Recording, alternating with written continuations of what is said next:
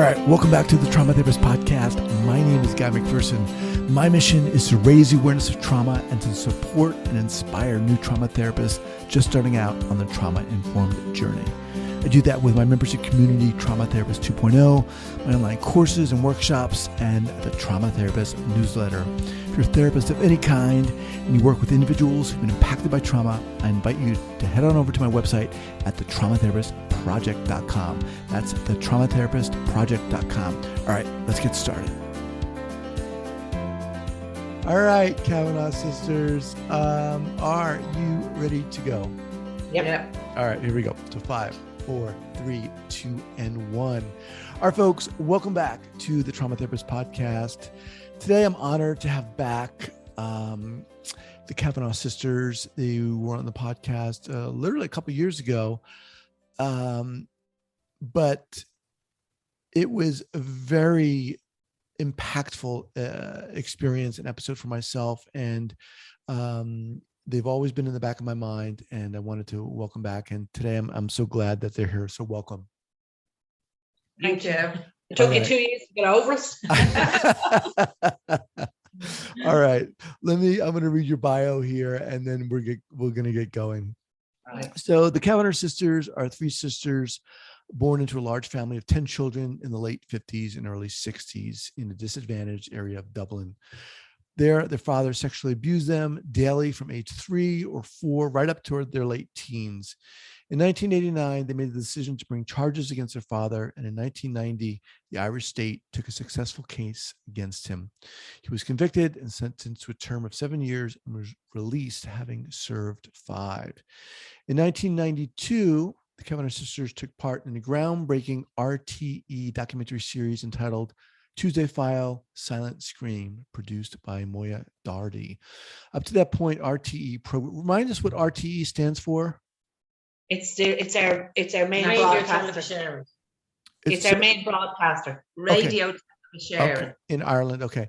Up to that point, RTE programs on child abuse always had the interviewees' face hidden and voices distorted, but they openly volunteered to share their story, and despite the attempted injunction by their imprisoned father, the documentary was aired on RTE in October 1992. In September 2011, the book of their childhood experience entitled Click Click was published by Hachette Book Group and went straight to number 1 in the Irish nonfiction bestseller list. 2020 was republished under a new title, Our Father's Secret, in the UK by the Orion Publishing Group. The book has been described as, quote, a powerful, emotional, and sometimes harrowing story of childhood sexual abuse. Childhood sexual abuse is a crime that affects every aspect of one's life. It alters how one thinks and feels about themselves and all those around them, changes how we are in the world. One must develop a new way of being in order to cope. And because of this, what people are completely unaware of how profoundly they have changed. Folks, welcome. Before we get going here, remind our listeners where you're from originally and where you are right now. Well, you just read it out. We're from Dublin, Ireland. Okay. We grew up in Ballyfermot, and we're located not too far from where we grew up. Well, 2 of us live in an area called Tala, and Paula lives in a different county. She's about an hour and a half's drive away from us. Okay. And that's where we're living at the moment. Okay. So obviously a lot has happened since we last spoke. The world has undergone and continues to undergo crazy changes. Yeah. What have you been doing these past few years? Well, when COVID started, we were already into doing all our own podcasts. But when COVID started, we actually took the decision to step back and actually look after ourselves, because we very quickly realized how we were being impacted by COVID, and over here, this ridiculous restrictions and everything that was happening. But I didn't fully understand how impactful COVID was until we took a step back. And it's really taken a long time just to absorb, because I think anybody who had trauma in their childhood, COVID had a different impact on them than, say, people who are looking to escape that. Because what it did for me in particular was it threw me back into trauma. So it threw me back into, I described it as the government to me became my father. So the government were the abuser. And because I took the decision not to get vaccinated, I felt I was on my own, and then the community around me were my family. So it was very similar reflection to what I had gone through as a child. So it was quite, put it this way, there was lots of lessons to be learned in it. So in that respect, it was beneficial, but it wasn't a very easy time. And I've heard that COVID, the experience of COVID, and culturally how it's impacted us, has impacted people who've experienced trauma. I think it is because it's a reflection of somebody having control over you again, which was the restrictions that were in place for everybody, and telling you when you could go and where you could go and who you'd go to, and only listen to me, don't listen to anybody else, I'm the only one you can listen to. So it's very reflective of what an abuse experience would be, and that coercive control that happens all the way through it. So I could totally see why abuse victims got triggered left, right, and centre from the very get-go. Yeah, it would have been very triggering, experiencing the lack of control you had over your own life. It was the complete powerlessness of it all. And that would have brought you right back to your childhood. And the fear involved in a sense of knowing that we're being lied to and being powerless to do anything about it, and not knowing that there was an end in sight, because the restrictions just kept coming thick and fast, and no indication of where this would end. It was quite scary, and it impacted us on a very deep level, and we really felt that anyone who experienced childhood trauma would have been triggered to the same extent. I think everybody was triggered, and I think everybody was impacted, and without knowing it, everybody got some insight into how a child would feel going through trauma, because they would have had to experience a sense of what we experienced as children. Which is a great opportunity, because we have been trying for years to try and explain to people who say they haven't experienced trauma as a child, to explain what it was like and why you don't make decisions. Like, I remember people saying, well, why didn't you just run away? Or why, surely being homeless was better than living in the hell. But to explain to somebody when you're controlled why you wouldn't get up and move away, because choice is only choice if you know you have one. And I didn't know I had one. And it was very, like, you were on the periphery because we all chose not to be vaccinated. Over here, you were only allowed to eat in a restaurant if you were vaccinated. So we were like the lost puppies walking by, seeing people sitting in restaurants eating, and we couldn't gain access. Like, it was very upsetting. Yeah, but it wasn't really that. We didn't want to sit in a restaurant. No. The fact that you were told you couldn't. Yeah. It's like childhood thing. And then also the lack of trust, because we didn't trust anyone. Yeah. You couldn't actually say out publicly that you weren't being vaccinated, because it wasn't safe. The way the government operated was to turn one against the other. That not only were we responsible for all that's happening, we were now spreading the disease because we chose not to be vaccinated. So it was like another secret you had to keep. It wasn't safe to open up and discuss that in public, or you would be attacked or turned on. So it was just crazy. And plus, it's really hard to watch people around, which I wouldn't have realised at the time, but it's really hard to watch people around you, everybody around you, full of fear, which is exactly what we would have experienced growing up in a house with 10 children and with my father being the abusive one. So that in itself is a real looking glass into your past. But isn't that very good that other people were given an opportunity to understand how trauma would affect you as a child, but we were also given an opportunity to see the other side of it. That, like, we were asking questions like, why didn't they move? Why are they not asking questions? Yeah, you know, this kind of thing. So it was very good, but traumatic. And we did have each other, though. Yeah. We always had each other, and we were able to discuss and but acknowledge. Paula couldn't get access to us at one stage. we weren't allowed to travel. Yeah. So the whole thing was, but like, for us, we felt much happier at making the decision to just focus on getting ourselves through it, minding ourselves, and So we did take a step back from a lot of the work, and we've continued to work with people. We work with a group in particular who train volunteers who work with sex offenders who are released from jail. So they work in a group called Circles, where they keep them accountable, get them homes, and get them back into the community. And the idea is to do it as safely as possible.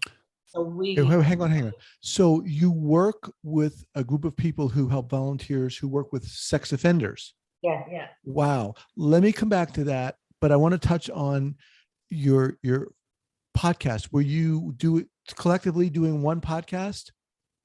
We had done quite a few of them. So we would do. But I mean, you each don't have your own podcast. No, okay. We as a collective have. What's your podcast called? The Kavanagh Sisters. The Kavanagh Sisters. Okay. Yeah. And okay. Yeah. And it's still up, but you've taken a break. Yeah. And we did the first few of them. We did each podcast we did at the beginning, we did on a particular condition that we had experienced as a child, like disassociation, compartmentalization. So we did that as an open discussion between us to try and make sense of it. And then we interviewed, say, the CEOs of all the services that are here, like the Rape Crisis Centre, like 1 in 4, like Harvey. So we did interviews with people who were dealing with or supporting other victims. And then we also interviewed other victims who had their story out and were capable of talking about it. Awesome. We're at that stage. So, and we learned lots doing that part of it. Yeah. It's constant, you learn from other people constantly. Sure. Even the discussions we had through the podcast, we were amazed at what came up and the more and more learning we got each time we did it. It was amazing. Right. Well, good for you. I'll have that. If it's okay, I'll have it linked up at the show notes page here, traumatherapistpodcast.com. So this whole story you're sharing about almost re-traumatization of the experience of COVID sounds harrowing to me. It just sounds like, where can you go to get relief, right? It's constant. Now this is happening and it's re-triggering, bringing you back again. Awareness. I think if you're aware, if you get to a point, like at the start, it was happening around you, so you're just absorbed in it. So you're in the shock, trauma bit of it. But when you become aware of what's actually going on and why it's getting triggering, that can actually be quite freeing in a peculiar, sick way. Yeah, it kind of gives you a deeper understanding, another layer of understanding of what you went through as a child. And it does, if you can understand it, and every time you discuss it or find out something new, it's like years ago we used to be described in counseling as peeling an onion. And there's so many layers to it. And that's all it is. It's simply getting to a deeper understanding of your own life and why and how it affected you the way it did. And it absolutely helps you to be more compassionate. It helps you feel like, it helps you see other people differently. Now, we're the worst. Well, I would be the worst at judging everything around me. That has not stopped. But I would, on reflection now, be aware and have compassion for somebody and kind of see where they're coming from. Or if I don't see where they're coming from, at least understand there's something behind what you're looking at. The behavior is just an outside bit. It's what's behind that. So I wouldn't be as easy to get embroiled in it now. Like I've taken a step back from social media now because with COVID, oh my God, I was getting into discussions on Facebook, which were so not healthy. So it's about keep pulling yourself back in and go, okay, that doesn't work. That's not healthy. That's not saving anybody. But I suppose what really got us through is having each other to talk to. Because if I know it was certainly, if I wasn't able to communicate with these two, and I have a very good friend as well that I visit, and we'd be able to discuss how we felt about COVID and the restrictions. And then you felt like you weren't going insane because it just felt like, it really did. It felt like the world was going fucking mad. So able to communicate with somebody safely, without fear. Even on social media, it wasn't safe to mention it because you were absolutely lambasted and you just felt like, this is scary. Like you really thought the world has gone out of control. And people who you respected and looked up to and admired were spouting stuff that I just felt, oh my God, like, Mm-hmm. you know, it just felt if we didn't have each other to communicate with, that would have been a lot worse. The biggest problem, I think the one that was the most reflective of being in an abusive situation was you were told you hadn't the right to question. Mm-hmm. You were told you hadn't the right to hear a different opinion or give a different opinion. And that was what was most reflective But of our childhood. It wasn't even told. In keeping the secret, yeah, you played into it it. disabled you from communication about anything, your feelings. Your job was to stay safe, stay secret, be invisible. Yeah, you know, true. So that was all your energy went into that. You didn't even formulate that thought consciously. That's just what happened in school and everything. That's all your focus went into, not having any attention. And that's why when each of us discussed in school, if anybody ever addressed you by name, I actually went white. My vision just went. I saw. Sorry, every time. You know why she's saying this in a minute. My vision went. I just saw like white in front of my eyes. I don't know what I must have looked like on the other side, because I couldn't see a thing. I was just shocked that somebody was addressing me personally. Joy said that when somebody spoke to her personally, she cried. She cried all the time, disproportionately. Wow. Joy, Paula soiled herself, and that's why she has to tell it every time. But like, they were big signs, you know, for if somebody was educated and was looking for signs, they were big ones. Do you know what I mean? Right. Let me ask you something. I want to talk about the podcast, but I want to kind of go back to the work you're doing with this volunteer program. Say a little bit more about that. How did you get involved with that, and what is it? The organization is called PACE. What does PACE stand for? Do you know? Just stick with PACE. Right. Okay. They are involved in a program called COSA, which is Circles of Support and Accountability, and they gather together volunteers to work with reintegrating offenders back into society after they've served. Now, ideally, you'd want to broaden that, but at the moment, it's like, you know, when you get out of prison, you're on kind of probation. Mm-hmm. So if they're on probation for 2 years, they can accept them into the program. Like, some of people's sentences restrict them from getting access to this program. They have to have enough time to be able to work with you legally. Without you could sit that. And as far as I know, they don't work with high risk offenders. It's more the medium to low risk is where their focus is mostly, because the high risk falls into a whole other set of criteria. And it's not that they don't work with them, but the circles of support they'd be more focused towards therapy and that kind of assistance for them. But it's also about making them aware of the impacts of their own behavior, because we believe you cannot change sexual abuse or eradicate it unless you deal with all aspects. And unfortunately, pedophiles are aspects. It's not the aspect, it's the cause. Like, we're just putting out fires. And nobody wants to work with offenders. Most people are appalled at the prospects of giving them help. But until we, you know, evolve enough to recognize that change is not going to happen unless we go to the source of this problem and start moving towards prevention rather than a cure, we're wasting our time. We're going to be sitting here in 30 years' time having this same conversation. And so, although it's not palatable for a lot of people to consider this prospect, we have no choice. But how did you three get involved with that? Did they come to you?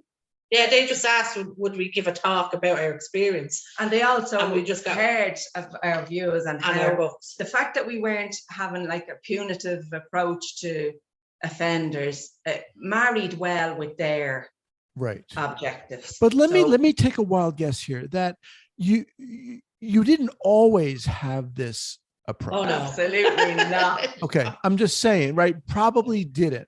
It's a Many process. people would be like, are you on crack? I'm not going to help these people. And that's why. Let me ask you, how did you shift? What helped you? It was a process. Yeah, and it came out of our own healing, that we have delved more into our own behaviors than a lot of people in our position would have done. And we did it because our lives were so miserable. We were driven we wanted to be happy. And we had tried so many things. We'd gone through therapy. We completed therapy. At the time we did a sexuality course that rounds off the whole package that they call, this Cure. the cure for your childhood abuse. And we were more fucked up after it than we were before it. So because going into therapy at the time now, I mean, they would get you to recall the events that you lived through, discuss how that made you feel, reassure you that you were completely innocent, all completely appropriate.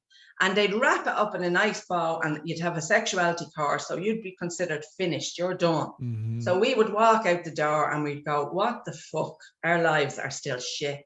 Because all of that stuff is very necessary, but it's the tip of the iceberg. Mm-hmm. The stuff that's going on underneath the surface is all the psychological damage, and that's what absolutely destroys your life. And in fact, you become your own, you do more damage to yourself than the abuser or the abuse. It's the hidden impacts that are the problem. So when, for instance, when we went into therapy, you were dealing with, say, the memories that you could recall. Now, considering we were all abused nearly every day of our childhood up until we were in teens, you can't recall a whole lot. You just have a few of really brutal rapes that kind of stood out in your memory. So you can recall them in whatever way or shape or form. But it's all of the other things that, how did you escape? What did you use to not be present at the time? How did you save that memory? Where did you put that memory? How did you survive as a child when this was a daily occurrence? It's trying to get to them. Like, how did you psychologically do that? And then what damage is caused to your brain without you realizing the lasting damage that abuse does to your brain development on a physical level. Like, to even understand that for us was such a relief, because we knew we weren't right, but we thought what we had wrong was our character. Right. So the bits you didn't like about yourself, you just had to get on with it. But we needed to know, why do we feel that way? Why do we behave that way? Yeah, we didn't make the connection with the abuse. We thought the abuse is what we dealt with in counselling, in therapy. When we came out and discovered our lives were still miserable, we just thought, well, that's what you're left with. That's, But if you remember when we were in counselling, the whole aim and the discussion was the integration. One, we didn't know what the fuck that was. And two, we didn't know how to do it. And the only reason we did integration was when we wrote our own book. Because then we were delving. And then it was like the penny dropped. Yeah. And we got it. But up to then, we had no idea what that meant. Or how do we do it? Yeah. For example, when you're being abused and you use your disassociation, so you completely remove yourself so you don't have to experience it. I personally believe now, and only now, after years of getting in there and looking at all the muck, that's exactly what abusers have to do. There's no way somebody could be raping a child who's screaming and crying and you're causing them physical hurt and pain, that you could do that unless you are just as disassociated as I am. And that's our belief, that abusers have to have used a lot of the same techniques that we would have used in order for them to do what they're doing. And the only way you'll get them to even be willing to go in there and have a look at their behavior and what they're doing and the cost of what they're doing to the child is if they understand there's something at the end of it, that they are human. So if you can give them some little tiny bit of humanity and some compassion, and tell them it's worth them going in to find out why did they do what they do, because you'll never stop a behavior if you don't know why you did it in the first place. It just can't be stopped. You can put a plaster on it, but you can't stop it. But how we arrived in a place that we're even willing to consider this is the work we did on ourselves, because we discovered, we wanted to understand why we felt the things we felt, why we had the opinions we had, how we could talk to a man who has done so much harm to us. And we discovered we had every syndrome and condition and, under the sun. Like Stockholm syndrome helped us understand why we would have, like self-preservation, we would have befriended the abuser in the hopes they wouldn't hurt you so much. Like, we found out there were conditions, there were names for all of the feelings we had that has been researched for years. And it's also been connected with sexual abuse victims. So we didn't reinvent the wheel. We just we did our own delving. Then we went looking for information that would confirm what we were feeling. And we realized it's all out there. Everybody knows this stuff, but attachment disorder is normally associated with children going to school, having difficulty attaching from their parents. But in fact, we discovered we had all of the symptoms of attachment disorder, and it was wrecking our lives in relationships and everything. Are you seeing that? That's Joyce's. It's just saying a signal. Okay, sorry. Because if we could offer any chance, we'll just go back into the meeting, because it just said the internet signal is low. But yeah, anyway, as we identified each condition and delved into it, we once we became aware that we had these conditions, we understood our behaviours. We started forgiving ourselves for what we previously thought we were bad people. We weren't nice. We had horrible attributes, and there was no forgiveness. We were unredeemable. Self-hatred is the biggest thing you'll carry out of being an abuse victim. So as we slowly picked away at all the ways that we thought we were these awful people, we started finding some compassion for ourselves. We started to feel there's happiness and hope. Yeah, and we just felt like when you start arriving at that place, even fragmented, it won't be all in a gush. Life is not a bowl of cherries or anything. We're still going to be working at this ship forever. We're not finished. You know what I mean? We're work in progress, and we always will be. But when you arrive at that place, you start to consider then your abuser's position, and only then are you in a position to have any consideration for where they might be. Your views change. It's a natural evolvement. You can't even help it happening, because you see that any other option holds you to ransom. Any other option but forgiveness is hurting you, not them. And so it opens up a whole new avenue of possibilities. Then you start seeing clearly that there's no other way to deal with this, only go directly to the source. So let me ask you something. When you're working with these volunteers, and how old are these individuals? They're young, old, middle. Okay, so all across the board. All walks of life. So there's police, there's ordinary people in school, there's students, there's doctors, there's the shopkeeper. The idea is the circle is as random. Yeah. Okay, and they're not clinicians, correct? There's male and female. But they're not licensed therapists. They're not clinicians. No. Okay. All they're doing is holding the abuser to account. Okay. So do you work with them in a circle? You work with them in a circle? Okay, so you're working in a group setting. Yeah. Walk us through briefly. What do you do? What do you say to these people? What do you say to these people? We tell them they're gold. They are golden. They are their future. Usually by the time we meet them, they have doubts. Should they or shouldn't they? But they don't tell people they're doing it. We tell them our story, our abuse, and then we thank them for what they're doing, because we firmly believe unless somebody does it, it'll never change. Things will never change. And then they're usually, when we're finished, they're usually on board 100%. We can't believe that there are people out there, so many people out there that are willing to do this work, but they're doing it under an umbrella of secrecy again. They're afraid to speak openly about what they do. They are relieved when they hear victims they consider like that. They're expecting victims to hate them, to attack them. Right. So when they hear our story, they feel relief and they feel reassured that they're on the right path. And we reassure them that, thank God they exist and that they're willing to do this work. And we're in a lucky position because, like, like the professionals that are in the job and who are training them, they can tell them all they like about what you're doing is important and we really need it. But coming from a victim, it means more, because we know the importance of them doing the work they're doing. And we admire them for doing the work that they're going to do. And the fact that they're all ages and they're a complete cross of society is absolutely amazing, because it is the only way. But they also, the point of us telling our story to them is, you can't hold somebody to account if you don't know what they did and you don't understand the impacts of it. So they need to be as fully up to date on the long-term impacts of abuse, so that when they're holding this guy who's sitting in front of them to account, they know what they're holding to account for. Now, what does that mean to hold them accountable? What does that look like in this context? To stop them making up stories. Like, I didn't do any harm. There's no marks on them. They're getting on with their life. I was just showing how I love them. I think it's a beautiful thing, and they can tell themselves all sorts of things, and you want to shatter that illusion, you know, just break through that crap. And a lot of them won't even own up to the grooming process. So if you could even make them aware of their behavior in that grooming process before they ever get to full abusing of a child, if you can get them to understand those steps and get them to see and talk through, well, if you're seeing a child today, were you triggered by it? Did you want to do anything about it? That's what they're there for, because you can't put people on a planet with no children. There isn't a place.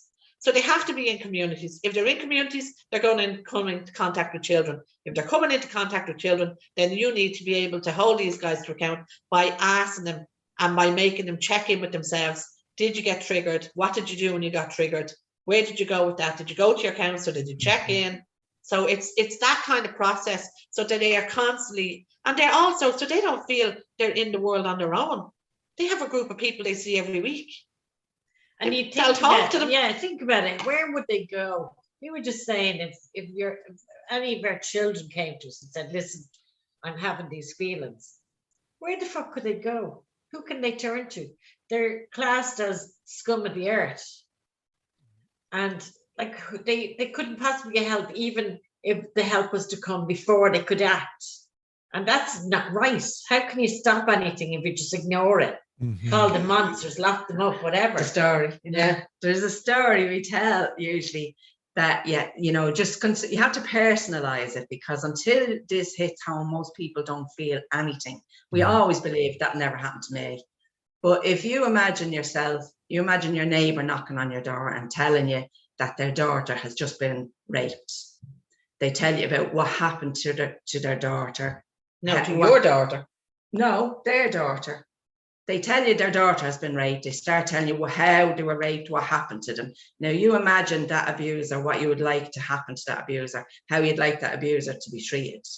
And now imagine them knocking at the door and telling you their daughter was raped, but it was your son that did it. And that usually changes the way you want to know now, why did my son do that? Why would he behave like that? What can I do to help him? You have to always personalize it if we're going to get anywhere. Imagine your own child coming up with this. Imagine yourself having these feelings. You'd fucking never tell anybody, because why would you? Your life is over. You've nowhere to turn. You're absolutely considered the worst thing on this planet.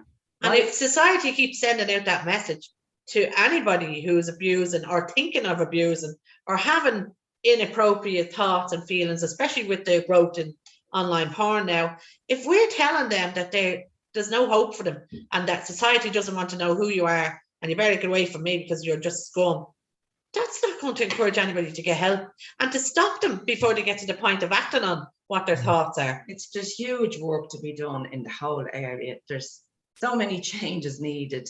You can't begin. It's so big. Yeah. You have to start from where you're at, do whatever you can, and let's just tackle it. Let's start. And there has to be an attitudinal change.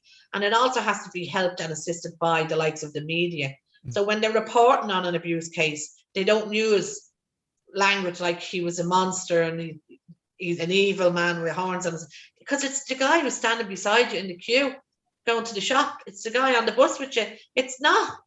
And now I do believe now it's going to come out that more people will talk about being abused by women. So we have to understand that that's the society we live in. You can't be thinking they're monsters. You have to be thinking, what can we do to help, support, and stop it? Your position on this, each of your positions, it's very admirable how you've evolved. Because I think a lot of people initially would say, yeah, this person is a monster. They did this to my kid. And we did too. You know, to be very clear, we did too. Right. And it was a long time before we would be making these kind of statements. And I wanted to set my father on fire. And I wanted him to die every time he left the house. And I was hoping he'd die in a car crash. So it's not like we didn't have all that hate and rage, because it took me a long time to let go of that. But when you let go of it, then you're freer, and then you see things clearer. As we kind of wind down here, let me ask you this: are things changing in Ireland at all? Is there changing, more awareness? But not fast enough. And like, No, minor, they're not. very minor. yeah, but there is some changes. Like, Slight shift, but the government does not fund the services that are qualified to help victims. They don't fund them adequately. They spend most of their time doing charity. and they've waiting lists. They've waiting lists, so you can't, even if you ring up to get into the rape crisis centre, you have to wait a year before you get in. Like, that's not a move in the right direction. That's the problem we have, is how do you get the people in power who have the right to make the decisions, to make them based on the realistic cost of not doing it? Because if that's all they're going to go on, we need to show them the cost, monetary cost, of what it is if you do not give support to a victim of abuse. How many people is impacted by that one victim that's going around, and then how many people are impacted by the abuser? Their lives are fucked up. They're no longer, like, for us, your education suffered, you couldn't get a job, you had low self-esteem, you weren't a productive member of society by no means. So if we can get that across, then they might put at least some money behind getting to support our people, because at the moment they just don't see it. They don't see it. This topic is very interesting to me, and I don't know if I've talked about it on this podcast, and to hear the three of you talk about it and the way you're dealing with it, and the energy that you're and the compassion that you're putting behind it is very inspiring. It really is. Thank you. And yeah, I mean, I'm just every time I talk to you three, I'm like, Jesus, you're amazing. You really are. Yeah, we are. You are, and you might not realize it because the three of you are, you've got each other. But to hear you speak, and to hear you talk about your healing journey, and to be very cognizant of the fact that it was a journey, right? You're a long one, and I'm sure it is. That's why you can't blame anybody for not having this opinion, because we know how long it took us to get here. But we have to try and help people see that you can't stay stuck back there hating them, wanting them castrated and put on an island. That's okay to be there. It's understandable. You just have to, don't stay there. You also, it's not good for anybody. You have to show victims there's a point to you delving into your past, that there's a reason why you go back into all that pain and examine it and look at it, that there is hope and there is a life. And it'll be much better if you don't bring the pain and suffering to your death. And not only that, you inflict that pain and suffering on everybody that's in your life, because it seeps out of you without you even realizing, and you impact everybody. So there is a reason why you do the journey, and it's all positive, even though it feels like hell. Yeah, look for What is the best way for people to get in contact with you? On our webpage, this is probably the easiest way for people to contact us, thekavanaghsisters.com. Okay. And the kavanaghsisters@gmail.com. Like, it's fairly simple. Okay. We've made it idiot proof because we're idiots. And the podcast is out. I'm very excited about that. I'm very excited to listen to that. Congratulations. Look, you three, whenever you want to come back on this podcast, shoot me an email and we'll do it. You're amazing and you're inspiring, and I honestly mean that. Thank you so much. You're not too bad yourself. I appreciate that. All right, be well. Thanks, Megan. Bye. All right, take care. Bye. Thank you so much for listening and supporting this podcast. And if you'd like to join the hundreds of other therapists who are each month keeping up to date and informed and inspired about what's going on in the world of trauma, I'd love to invite you to head on over to the Trauma Therapist newsletter. That's the traumatherapistnewsletter.com.